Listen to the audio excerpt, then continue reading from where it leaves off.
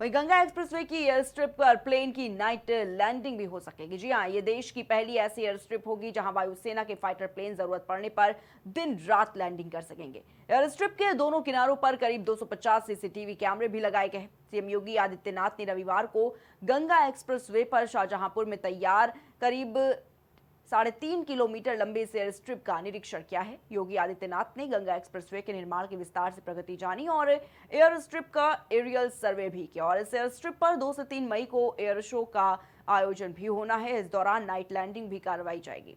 इस मौके पर सीएम भी मौजूद रहेंगे। सीएम ने हरदोई, शाहजहांपुर और हापुड़ के अलग अलग निर्माण खंडों का निरीक्षण किया। इस दौरान उन्होंने यूपीडा और निर्माण में जुटी एजेंसियों को उच्च गुणवत्ता के साथ समय सीमा में एक्सप्रेसवे को तैयार करने के निर्देश दिए हैं। हरदोई के मल्लावा व माधोगंज विकास ब्लॉक से उन्होंने निरीक्षण शुरू किया।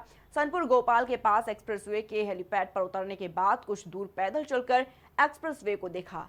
वो 5 किलोमीटर कार से भी चले और क्वालिटी पर संतुष्टि जताई है। उन्होंने श्रमिकों से मुलाकात की और उनके साथ फोटो भी खिंचवाई। वहीं आपको बता दें कि सीएम योगी आदित्यनाथ ने कहा कि गंगा एक्सप्रेसवे को प्रयागराज से गाजीपुर तक बढ़ाया जाएगा, साथ ही मेरठ को हरिद्वार से जोड़ा जाएगा। शाहजहांपुर में एक्सप्रेसवे के किनारे औद्योगिक हब बनाने की योजना है, जिससे हजारों युवाओं को रोजगार मिलेगा और क्षेत्र की अर्थव्यवस्था में नई जान आएगी। इस एक्सप्रेसवे को फर्रुखाबाद से लिंक एक्सप्रेसवे के जरिए बुंदेलखंड से जोड़ा जाएगा। इससे बुंदेलखंड में औद्योगिक इकाइयों की स्थापना को गति मिलेगी। एक्सप्रेसवे का निर्माण कार्य नवंबर तक पूरा कर लिया जाएगा। तो आपको बताना चाहेंगे कि सीएम योगी आदित्यनाथ ने एक्सप्रेस वे का निरीक्षण किया है। अब इमरजेंसी में वायुसेना के फाइटर जेट यहां पर उतर सकेंगे। गंगा एक्सप्रेस वे पर रात में ये जो प्लेन है वो उतर सकेंगे। तो आपको बताना चाहेंगे कि एक बड़ी उपलब्धता हासिल हुई है, जहां पर अब इमरजेंसी में वायुसेना के जो फाइटर जेट हैं वो इस हाईवे पर उतर सकेंगे। और इसी खबर पर तमाम जानकारी के लिए हमारे साथ हमारे संवाददाता राजेश जुड़ चुके हैं।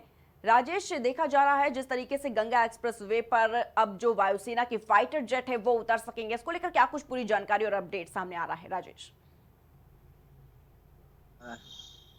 बिल्कुल।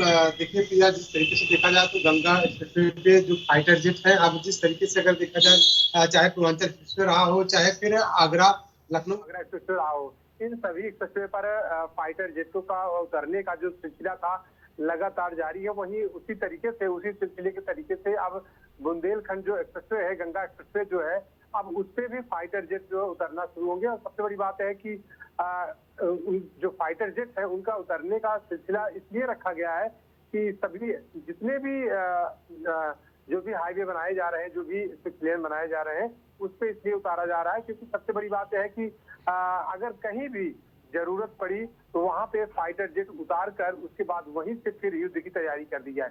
तो जाहिर सी बात है कि तमाम ऐसे जो मुद्दे हैं, तो इसको लेकर बिल्कुल पूरी तरीके से सरकार पूरी तरीके से मुस्तैद नजर आ रही है। जी राजेश, ये भी जानना चाहूंगी, ये जो गंगा एक्सप्रेस वे है कहाँ से इसे लिंक किया गया है? देखिए, गंगा एक्सप्रेसवे की अगर बात करें तो गंगा एक्सप्रेसवे जो है एक लंबा सबसे बड़ा एक्सप्रेसवे है। और साथ ही साथ आपको बता दें कि चाहे पूर्वांचल एक्सप्रेसवे की बात करें या फिर अगर बात करें आगरा एक्सप्रेसवे की, तो इन सबसे बड़ा एक्सप्रेसवे गंगा एक्सप्रेसवे बन रहा है, जो लगभग 300 किलोमीटर से ज्यादा का एक्सप्रेसवे है। और सबसे बड़ी बात है कि ऐसे मौके पर जिस तरीके से गंगा एक्सप्रेसवे पर व्यवस्थाएं की जा रही, तो मुझे लगता है कि ऐसे मौके पर बिल्कुल बात तो काबिल तारीफ है। और सबसे बड़ी बात है योगी सरकार की बहुत बड़ी उपलब्धि है। जी ठीक है राजेश, बहुत बहुत शुक्रिया आपका हमारे साथ जुड़ने के लिए और तमाम जानकारी साझा करने के लिए।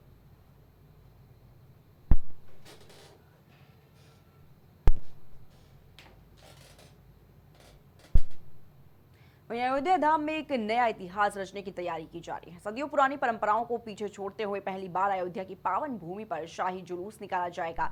इस ऐतिहासिक जुलूस का नेतृत्व हनुमानगढ़ी के गद्दी नशीन ने, जिनका जीवन राम भक्ति, सेवा और संघर्ष का जीवंत उदाहरण रहा है, वो करेंगे। बता दें कि 90 के दशक में जब राम मंदिर आंदोलन पूरे देश में जन जन के दिलों में आग की तरह फैल रहा था, तब हनुमानगढ़ी के महंत भी इस आंदोलन के केंद्र में थे। वो उन क्षणों को आज भी याद करते हुए भावुक हो उठते हैं, जब श्री राम के नाम पर देशवासियों ने अपना सर्वस्व न्यौछावर कर दिया था। प्राण प्रतिष्ठा समारोह के समय हनुमानगढ़ी की गद्दी नशीनों को आयोजन में पीछे बैठने का निमंत्रण दिया गया था। सम्मान और गरिमा को सर्वोच्च मानते हुए पांचों प्रमुखों ने फैसला लिया है कि वो आयोजन में शामिल नहीं होंगे।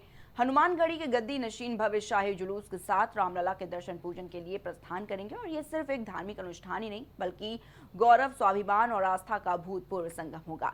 शाही जुलूस की भव्यता देखने योग्य होगी। इसमें सजे धजे रथ, फूलों की बारिश करती श्रद्धालु कतारें, घंटे घड़ियाल की ध्वनि और जय श्री राम के नारों से गूंजता अयोध्या धाम।